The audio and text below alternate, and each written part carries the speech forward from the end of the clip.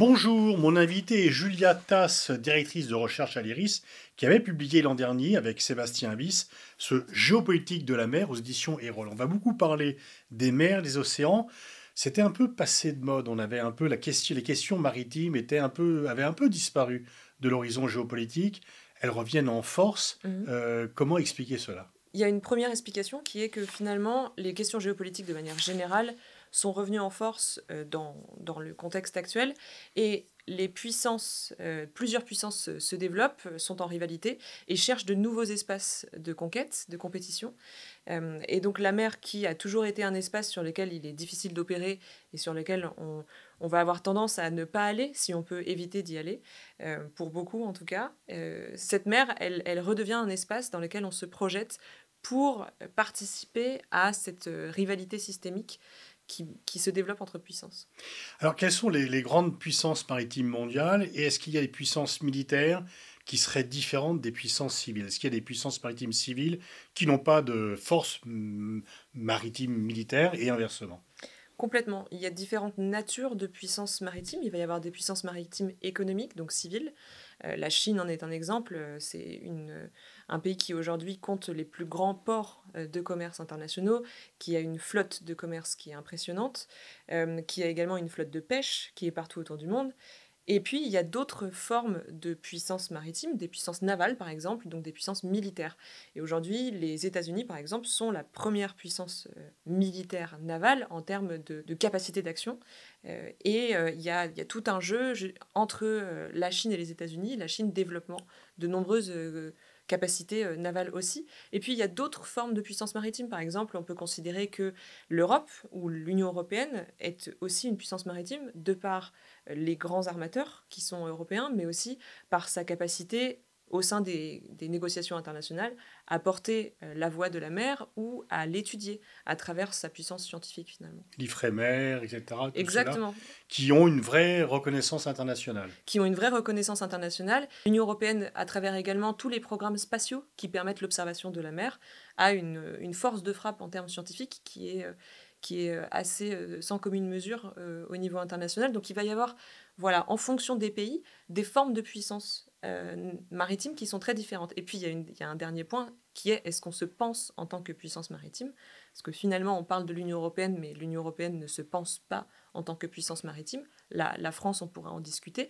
Mais des pays insulaires comme le Royaume-Uni, qui a très longtemps été la puissance maritime, l'était aussi parce qu'elle a cette vision insulaire d'elle-même et donc l'intégralité de ses capacités de projection, que ce soit économique comme militaire, passe par la mer. Alors, tu parles des États-Unis comme puissance maritime militaire. Mm. Et ce n'est pas une puissance commerciale maritime. Pourtant, ils importent beaucoup de choses. Donc, ce qui est importé aux États-Unis passe par des compagnies qui ne sont pas américaines. C'est une puissance maritime de facto, puisque les États-Unis, souvent, on dit qu'ils se considèrent eux-mêmes comme une île, finalement. Très longtemps, ils ont été en connexion permanente avec l'extérieur. Et donc, ils avaient une vision presque insulaire de leur territoire. Donc, ils ont très tôt développé des grands ports de commerce et des flottes de commerce également. Mais aujourd'hui, les plus grands armateurs ne sont pas américains. Ils sont asiatiques, chinois, japonais, coréens. Ils sont européens. Les deux premiers armateurs internationaux, ce sont un Danois et un Italo-Suisse. Et il y a le français qui est pas très loin. Par contre, ils vont avoir toujours des grands ports. C'est-à-dire que parmi les grands ports dont je parlais tout à l'heure, dont la majorité aujourd'hui se situe en Chine dans le top 10, il y a quand même des ports américains. Ils vont avoir aussi des capacités de naviguer, mais pour d'autres formes de navigation que les porte-containers. Mais ça, en termes de force de frappe économique, ils sont pas forcément les premiers, de manière Pourquoi ils assez ont étonnante. délaissé cela? Je ne sais pas s'ils l'ont délaissé ou si c'est d'autres Investi qui et ont qui ont... investi. Par exemple, donc l'espace asiatique, évidemment, a investi la mer, mais pour les Européens, par exemple, c'est aussi finalement une intuition de certains grands armateurs européens de créer des connexions entre l'Europe et la Chine à une époque où c'était assez peu le cas et qui aujourd'hui a provoqué ce côté florissant de ces flottes maritimes. Et par contre, tu parlais de la Chine comme puissance maritime commerciale. Mhm. Elle muscle également son dispositif militaire. On voit que la Chine, on entend par la fois que la Chine produit chaque année ce muscle de façon très, très accentuée. Ça inquiète énormément d'ailleurs les Américains. Euh, Alors, ça dépend des années, ça dépend des estimations. Certains disent que la Chine produit en 3 ans l'intégralité de la flotte française militaire, parfois en 4 ans. Quoi qu'il en soit, ça nous permet d'avoir une estimation de l'échelle, de l'ordre de grandeur de ce que ça représente. Donc, je disais tout à l'heure que les États-Unis sont la première puissance navale du monde. Aujourd'hui, ils ont autour de 300 navires à peu près, et la Chinois les ont dépassés en nombre de navires. Ils ne les ont pas dépassés en ce qu'on appelle tonnage, c'est-à-dire Là, on parle volume. bien de la puissance militaire. Là. On parle de la puissance militaire, absolument. Les Américains ont encore des atouts stratégiques comme le nombre de sous-marins nucléaires lanceurs d'engins dont ils disposent, le nombre de porte-avions que la Chine n'a pas encore réussi à dépasser. Mais par contre, la Chine s'équipe massivement en termes navals. C'est ce qu'on appelle très souvent le réarmement naval, c'est-à-dire l'investissement massif de la Chine, mais aussi d'autres acteurs en Asie, de capacités d'interception, de contrôle de certaines zones maritimes. Donc en fait, la rivalité entre Pékin et Washington passe également par le domaine maritime. Et donc, si je comprends bien ce que tu dis, il y a un rattrapage chinois qui était très en retard et qui rattrape, qui veut rattraper les États-Unis et refaire son retard. Complètement. Il y a un rattrapage chinois. Très souvent, on a exprimé le fait que si les États-Unis se pensaient insulaires et donc avaient toujours eu la mer comme partie finalement inhérente à leur puissance, la Chine se pensait plutôt comme continentale. Et elle a une façade maritime qui est beaucoup moins grande que celle des États-Unis. Et donc, elle avait moins investi ce champ-là. Aujourd'hui, on estime qu'elle projette une partie conséquente de ses revenus dans la montée en puissance, le rattrapage de la puissance navale américaine. Et pourquoi ? Parce que finalement, déjà d'une part, pour sécuriser son transport maritime, parce que très longtemps, la guerre en mer, elle a été faite pour atteindre les approvisionnements. Donc, c'était une manière de sécuriser ces approvisionnements maritimes. Ces approvisionnements pétroliers aussi, qui passent par la mer et qui sont un flux vital pour la Chine. Et puis, il y a une autre facette à tout ça, c'est que peu à peu, s'est développé ce concept d'Indo-Pacifique dont tu as déjà dû parler de nombreuses fois avec d'autres intervenants. Et finalement, ce concept d'Indo-Pacifique, il a été développé dans le cadre de la montée en puissance de la Chine. Et il porte bien son nom puisqu'il porte le nom de 2 océans, l'océan Indien et l'océan Pacifique, qui constituent maintenant 2 matrices stratégiques très centrales, je dirais, et donc d'investir dans les capacités soit de déligne d'accès, soit de contrôle, de maîtrise des mers, c'est finalement indiquer à la puissance américaine qu'eux aussi pensent la puissance par le biais du maritime. Avec par ailleurs pour la Chine une montée en puissance de ses revendications territoriales maritimes qui froissent un peu ses voisins, et bien sûr la question centrale, nodale, du détroit de Taïwan. Il y a effectivement autour de la Chine des espaces maritimes assez peu profonds et dans lesquels il y a énormément d'activités. Donc c'est le cas du détroit de Taïwan, c'est aussi le cas de la mer de Chine méridionale. Et effectivement, dans les deux cas, ça cristallise les tensions. Alors pour le détroit de Taïwan, on ne sait pas la peine de rentrer dans les détails, mais ça cristallise vraiment les tensions. Pour la mer de Chine méridionale, il y a une vision chinoise donc, qui s'appelle la vision avec 9 traits. Donc il y a un document historique qui définit l'espace comme étant chinois, mais ça contredit le droit international de la mer. Et aujourd'hui, les Chinois tentent d'imposer leur vision de l'espace maritime comme étant le leur, à travers notamment la présence sur des îles ou des îlots. Et leur présence est continue pour marquer leur territoire. Et ça passe aussi par les flottes de pêche. Donc il y a aussi l'utilisation de proxys civils à visée stratégique. Mais du coup, certains pays, comme par exemple les Philippines, demandent une réassurance américaine et finalement, ces revendications chinoises ont un peu réintroduit ou du moins confirmé la nécessité d'une présence américaine pour certains pays asiatiques. Effectivement, les voisins directs de la Chine autour de cette mer de Chine méridionale n'ont pas la flotte nécessaire pour faire face à la quantité de bateaux chinois dans la zone. Donc ils ont fait appel à leurs alliés, notamment les Américains. Les Américains n'ont pas signé la Convention internationale du droit de la mer, ce qui est assez ironique, puisqu'ils s'appuient sur les textes et finalement la structuration de l'espace maritime qu'a mis en place cette convention pour mettre en place des opérations de liberté de navigation, puisque cette mer de Chine méridionale dépend d'un droit international de la mer qui devrait permettre une liberté de navigation de navires, sinon militaires, du moins de transport. Et finalement, c'est vraiment je dirais pas une lutte, mais une utilisation du droit international et du cadre de la liberté de navigation par les deux puissances au sein d'un même espace. Et c'est très intéressant à suivre. Et ça cristallise beaucoup d'enjeux, effectivement. Qui s'appuient sur le droit sans avoir été eux-mêmes ratifié le traité. Il y a aussi un autre élément maritime dont on a beaucoup parlé, c'est la mer Rouge, qui est un axe central pour le commerce maritime et qui a été mis en danger par des milices, les milices Houthis du Yémen. Donc il ne faut pas être une super puissance pour mettre en danger les flux commerciaux. Et ça rebondit sur ce que je disais tout à l'heure, sur la volonté aussi, d'une part évidemment, de se positionner au sein d'une communauté internationale et d'une communauté militaire de la part de la Chine, mais de protéger les flux commerciaux. La protection des flux commerciaux, ça a été une des missions des marines militaires depuis très longtemps, et aujourd'hui on en est revenu à ça. Et ce qui est intéressant, c'est qu'il y a une opération européenne qui a été lancée il y a quelques jours, et donc elle vient se superposer à deux autres opérations avec plusieurs pays, qui impliquaient plusieurs pays européens dans la zone, et elle se différencie clairement de l'opération britanno-américaine. Donc l'opération menée par les États-Unis et le Royaume-Uni, qui s'appelle d'ailleurs Gardien de la prospérité, donc elle dit bien son nom, elle a pour objectif de protéger les bateaux, mais aussi de viser des structures outils si nécessaire, tandis que l'opération européenne, elle déclare clairement qu'elle est là pour protéger les bateaux européens et les bateaux qui circulent dans la mer Rouge. Et donc, dans les deux cas, que ce soit par le nom de l'opération américaine ou par les déclarations autour de l'opération européenne, on sent vraiment que l'idée est que cette zone-là est un point stratégique, que les bateaux qui circulent sont des structures stratégiques, des infrastructures stratégiques, il faut les protéger à tout prix.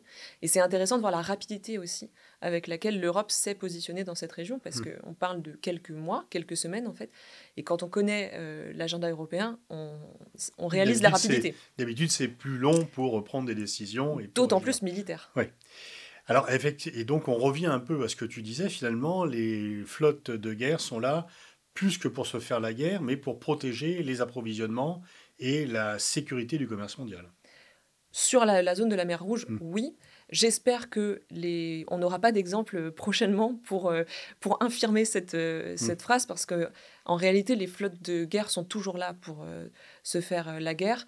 Mais aujourd'hui, on a assez peu d'exemples. On a l'exemple de l'Ukraine et de la Russie. Oui, parce que la mer Noire est l'autre théâtre d'affrontement. Tout à fait. Et là, on voit que quand on perd un navire, c'est un choc aussi pour le pays qui perd ce navire-là. C'est jamais anodin. Finalement, la spécificité du combat maritime, c'est que il peut très bien passer totalement, j'allais dire, à travers les radars, mais ce serait une mauvaise expression, mais en tout cas, il peut être invisibilisé par la société, parce que ça, loin des yeux, loin du cœur, donc on n'a pas forcément d'attention envers ce qui se passe en mer. Mais par contre, quand on est touché de manière massive, et donc là, il y a une forme de sursaut et de débahissement parfois de la société civile face à la violence que peut avoir le combat en mer. Et là, ça a montré la fragilité, parce que la Russie gagne du terrain sur le domaine terrestre, dans le Donbass, mais dans la mer Noire, elle n'a pas réussi à transformer la mer Noire en lac russe comme elle le voulait.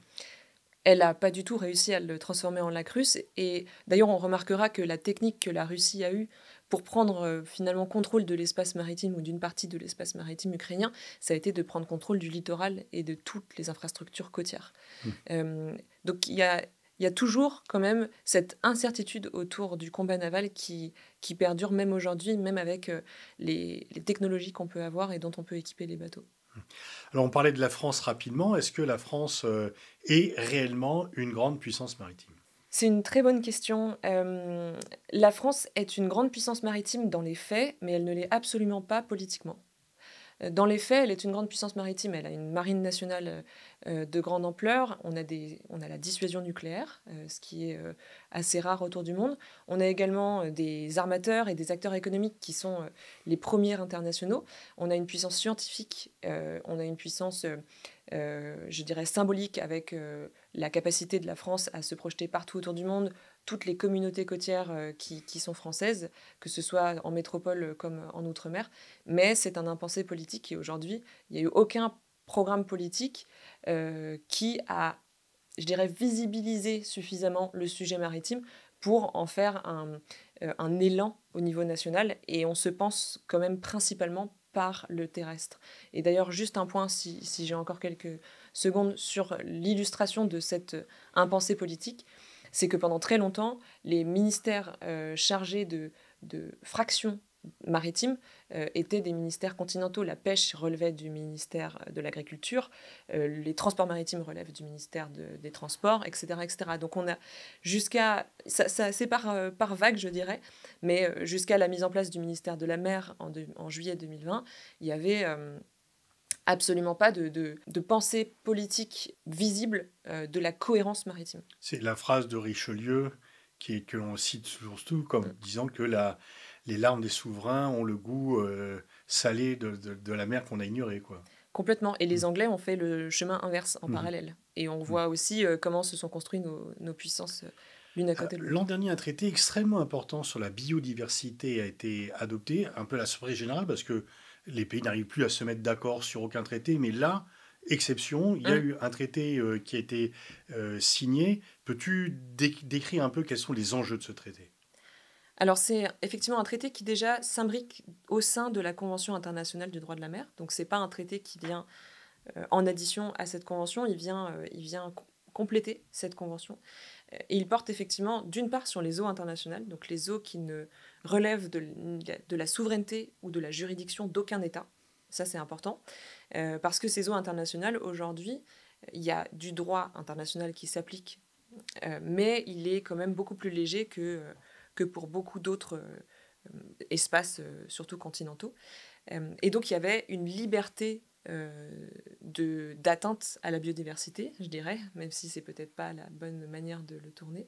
Et l'idée de ce traité, c'était de réglementer l'usage de la biodiversité qui a lieu dans ces eaux internationales, usage qui n'est pas la pêche, parce que la pêche, elle est réglementée par d'autres textes et d'autres organisations. Et ça, donc réglementer l'usage de la biodiversité, et ça s'inscrit aussi dans un développement économique aujourd'hui.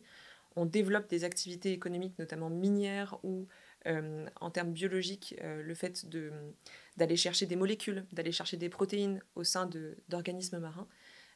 Et ce sont ces activités économiques qui ont aussi posé la question de la régulation de l'usage que l'on fait de la biodiversité. Comment a-t-il été possible d'avoir un accord? Est-ce que vraiment c'est une exception par rapport au désaccord? Les grandes puissances qui sont en rivalité farouche sur d'autres points ont quand même réussi à se mettre d'accord là-dessus. Quels sont leurs intérêts? Il y avait d'une part le fait que ça reste un sujet qui cristallise moins d'enjeux que des sujets, je dirais, plus stratégiques. Et puis, il y avait un accord sur l'idée de protéger la haute mer. Je pense que c'est aussi lié au fait que ces activités économiques dont je parlais sont naissantes et elles ne sont pas encore totalement développées, ou en tout cas, il n'y a pas suffisamment d'acteurs économiques qui se sont inscrits sur ces thématiques-là pour que ça crée vraiment des fractionnements au niveau international. Et puis, il y a l'action diplomatique de certains États qui a été très forte, et on cite notamment la France. Alors, c'est toujours difficile à observer quand on est extérieur, quand on n'est pas dans les délégations, mais la France aurait eu un investissement en termes diplomatiques important dans le fait d'arriver à un accord, d'aboutir à un accord. Lorsque la Convention de Montego Bay a été signée en 1982, qui régit le droit de la mer, les délimitations, etc., on avait beaucoup espéré que les nodules polymétalliques qui sont au fond des océans puissent servir, être patrimoine commun de l'humanité, puissent servir à permettre de résoudre les questions de développement et les fractures nord-sud, etc.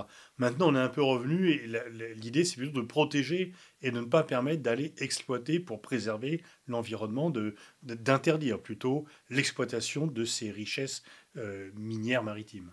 Il y a deux camps, en fait. Il y a vraiment deux camps et j'en profite parce que cette question des mines des fonds marins, elle illustre bien aussi la fragmentation de la mer dans l'échiquier international. On parlait d'un traité sur la haute mer. Il faut savoir qu'il y a une autre organisation qui s'occupe du fond de la mer.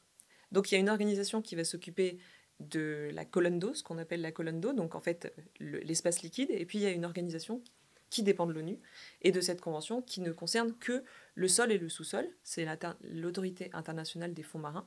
Et c'est dans le cadre de cette autorité et des rencontres des États membres de cette autorité qu'est négocié un code minier des fonds marins. Et là, il y a deux positions claires par différents États. Il y a des États qui sont pour l'exploitation, donc le fait d'aller chercher des nodules polymétalliques, et d'autres qui sont pour un moratoire. Alors, c'est pas forcément interdire, c'est attendre d'avoir plus d'informations pour un moratoire qui aurait une date de fin. Et puis, il y a la position française qui est tout à fait particulière, qui est l'interdiction, effectivement.